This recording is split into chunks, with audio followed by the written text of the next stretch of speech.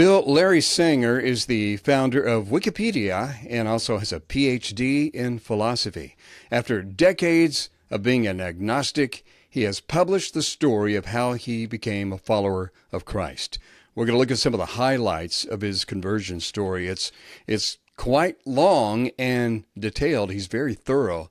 And, I like the fact that he waited before he published his testimony, Bill, because it shows that this is no flash in the pan conversion. He's been in a process of solidifying his faith since 2020.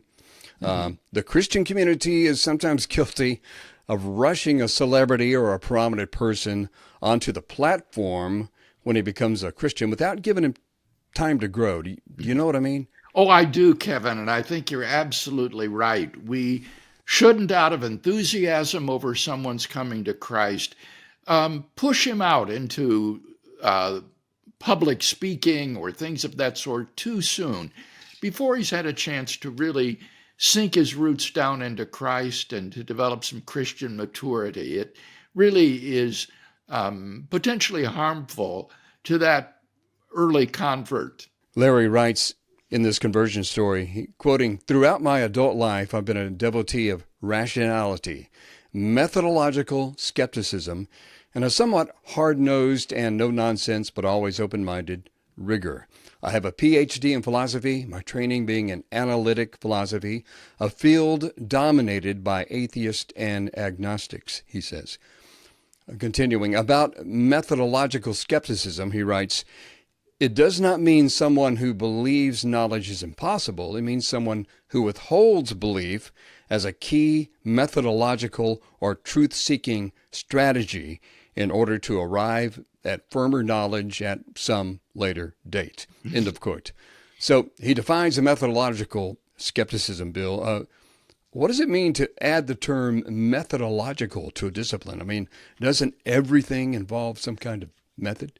I think what he's trying to say here is that he doesn't adopt the skeptic's stance of denying all truth or saying that knowledge is impossible, that we have no knowledge of anything.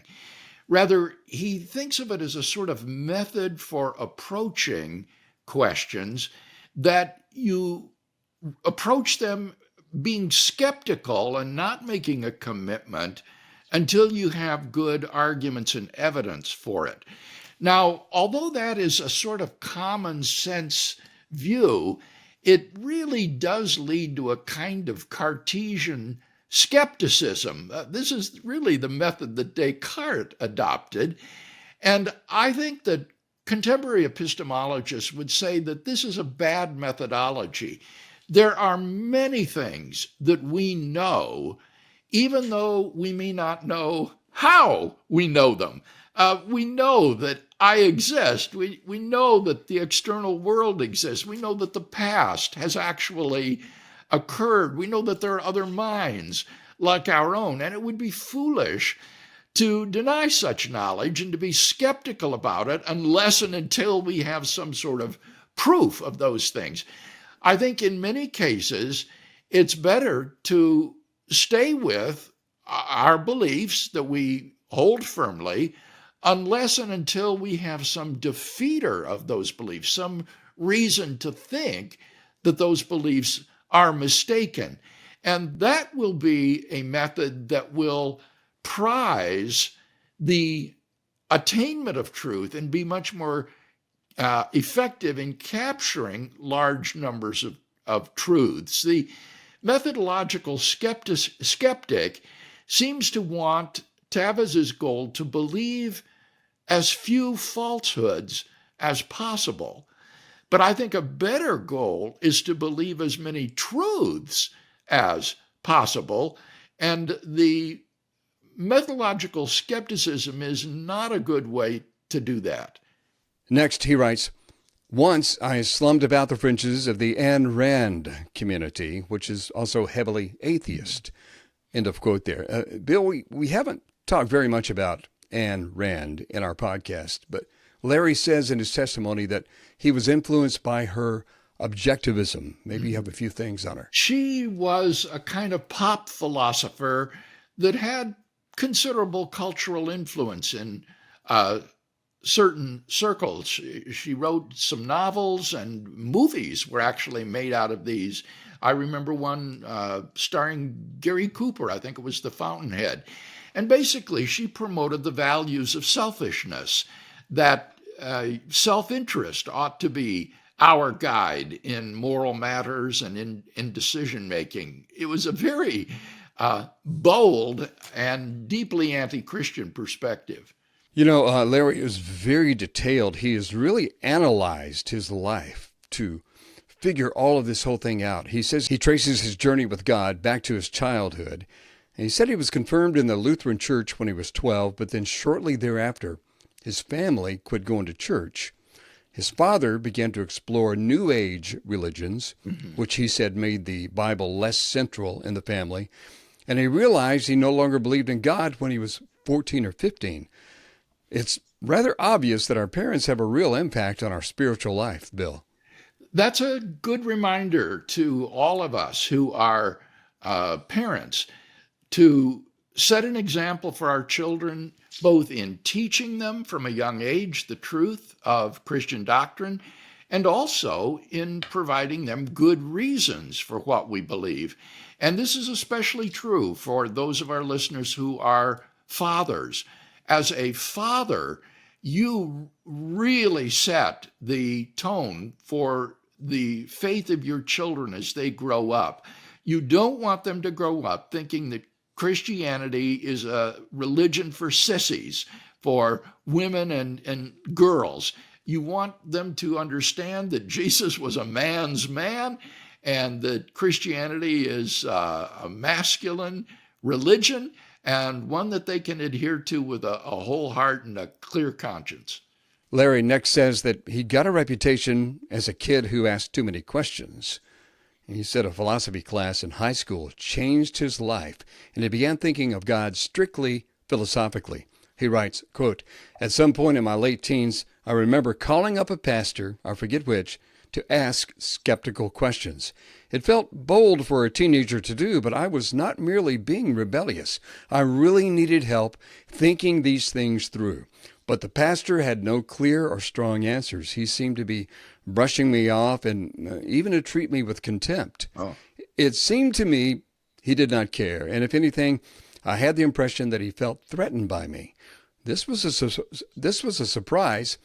The damage was quickly done, and being met with hostile unconcern by a person I expected to be, well, pastoral, confirmed me in my disbelief." End of quote. Bill, we've heard this way too many times. I don't know what the pastor was thinking or why he responded that way to Larry, but it looks like the pastor really missed an opportunity. Yes, this reminds me of Tim Stratton's testimony of how he, as a youth pastor, had a kid come into his office one day and started asking questions about Stephen Hawking and the origin of the universe and God. And Tim said, I couldn't answer his questions. I didn't even know what he was talking about. And he said the boy finally got up and walked out of his office in tears because he was so frustrated and disappointed. And Tim said he never came back. And that was a revolutionary moment for Tim Stratton. He thereafter purposed that he would intellectually equip himself to deal with the sorts of questions that people in our culture are asking today. And that is a great lesson, especially for our youth pastors in our churches today. Absolutely. One more thing that Larry writes on this. He says, quote, "As I continued to think about philosophy, I decided more firmly that I would remain in my disbelief. In retrospect, I believe it hurt my belief very much to have been told that I should not ask so many questions. This is a terrible thing to say to a child because he will infer, as I did, that only dogmatic people who lack curiosity and are unable to answer hard questions believe in God. Therefore, such a belief must be irrational. That is what I thought. How wrong I was and how long it took me to discover my mistake." End of quote. And Bill, at this point, he developed what he calls a chain of reasoning that he rehearsed over and over. I want to briefly synopsize the 5 points he developed because they're interesting. This is what he lived by. 1, I am familiar with people who have ruined their lives. Everyone I know has bad habits or has made serious, costly mistakes. Number 2, in all cases, this seems to be due to their believing certain falsehoods. Number 3, but such outcomes are avoidable if I avoid believing dangerous falsehoods. Number 4, I know something is the case if A, I know precisely what I believe, and B, I know why I believe it, and C, I know that the reasons for the belief are excellent. This is why he pursued epistemology, he said. And then finally, number 5, therefore, to avoid similar disasters, I should avoid holding any belief that I do not know with certainty to be true. There they are. That's not too bad for a teenager, Bill. But what do you make of his 5-point method?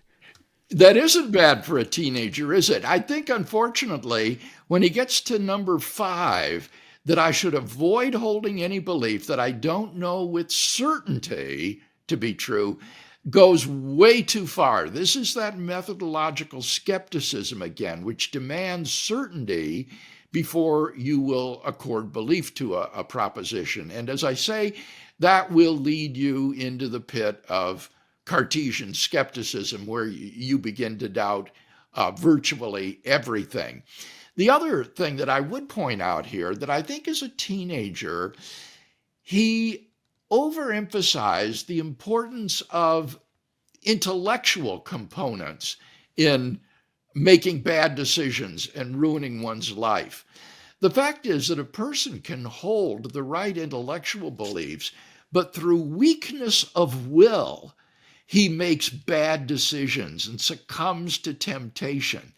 And merely trying to regulate your beliefs to make sure that they're true doesn't say anything about this problem of weakness of will. And one of the great things about Christianity is that it not only gives you the truth about the world, but through the renewing and regenerating power of the Holy Spirit, one is given the inner strength to make those moral decisions that you know you should make, to withstand temptation, and to choose to do the hard thing. And that's something that's really missing from his teenage method.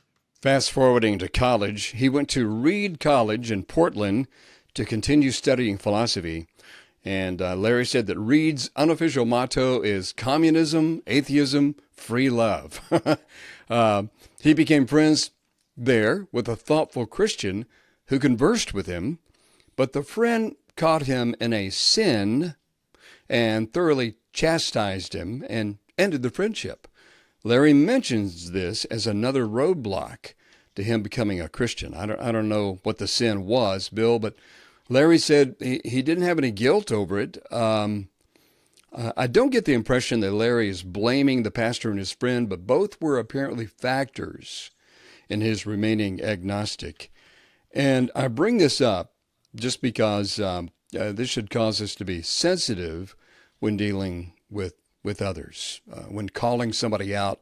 Maybe they need to be, but some sensitivity is always required. Bill, don't you think? Yes, I think a true friend is willing to correct you when he sees you making a morally bad choice, a misstep. This is related to what I was just talking about before with weakness of will and not being able to do what you know you ought to do. But why the friend would cut off Larry is peculiar. It's hard to understand what would lead him to break their friendship rather to simply admonish his friend and try to get him back on the right track. You know, Larry developed his 5 points. When he began graduate work at Ohio State, he adopted an argument for agnosticism.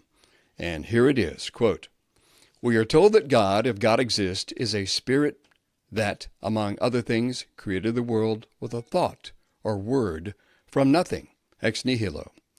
But our only notion of a spirit is understood by analogy with our own minds. As far as our own minds go, we have no experience whatever of thoughts bringing matter into existence from nothing. Therefore, we have no grounds on which to say we know what God even is. Therefore, any arguments that make use of the concept of God are literal nonsense. End of quote. He says his view of God was a no-concept view, Bill, that can be distinguished from both atheism and agnosticism, both of which employ a concept of God, he says. Nevertheless, he generally referred to himself as agnostic. Mm-hmm. Yeah, I don't think this is a good argument at all. I think he's right in saying that God would be analogous to a human mind. He would be, however, an unembodied mind that created the universe, whereas we are finite minds that are embodied. And the difference between God and us would not lie in our nature. We would both be minds, but it would lie in our finitude as opposed to God's infinitude.